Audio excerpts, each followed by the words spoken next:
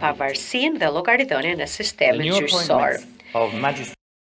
Apo historiku konkret në hetimin e korrupsionit të nivelit të lartë. Gjithashtu, raporti vëren miratimin e strategjisë antikorrupsion 2024-2030. Megjithatë, korrupsioni mbetet I përhapur në sektor të ndjeshëm, të cilët ndikojnë sferat publike dhe private dhe deri më tash përpjekjet parandaluese kanë patur vetëm ndikim të kufizuar. Pra nevojitet më shumë ecuri në lidhje me transparencën dhe efikasitetin në kontrollin e deklarimit të pasurive.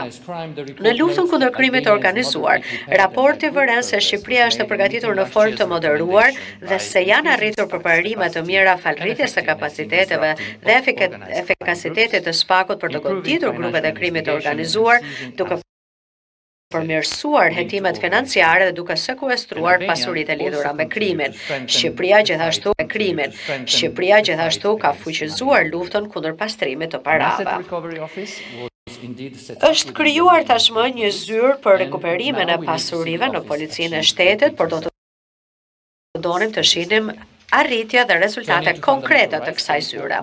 Tani sa u përket të drejtave dhe lirive themelore, raporti evidenton përparime në disa fusha, përfshirë miratimin e ligjit të ri për mbrojtjen e të dhënave personale, I cili është plotësisht në përputhje me legjislacionin e BE-s dhe me rregulloren e përgjithshme të saj për mbrojtjen e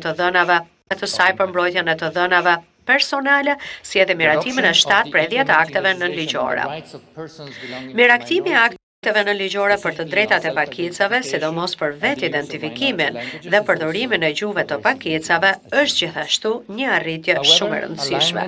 Megjithatë, përpjekjet për parafrimin dhe zbatimin legjislacionit BE-s duhen intensifikuar për barazinë dhe mos diskriminimin, duke mbuluar kështu të gjitha fortat e diskriminimit.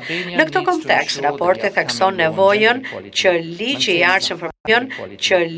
artshëm për barazinë gjinore të ruajë nivel të lartë ambicie në përputhje me standardet e BE-s.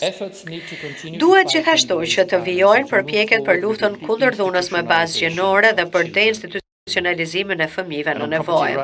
Sa u përket të drejtave të pronësisë, nevojiten përparime në regjistrimin fillestar, digitalizimin dhe për kompensimet. E në fund, një fushë e rëndësishme për sa u përket shqetësimeve